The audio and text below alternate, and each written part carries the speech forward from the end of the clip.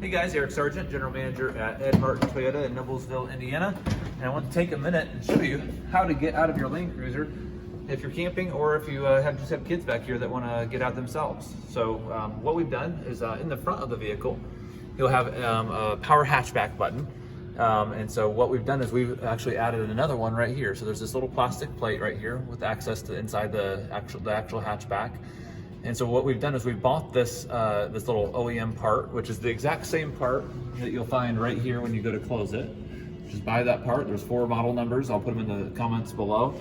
And then we'll just wire that switch to this button right here, which is your open button. You can't wire it directly to this button because this button right here just closes it and this one just opens it. So this button opens it, wire in parallel this waterproof button to here, and then you're good to go.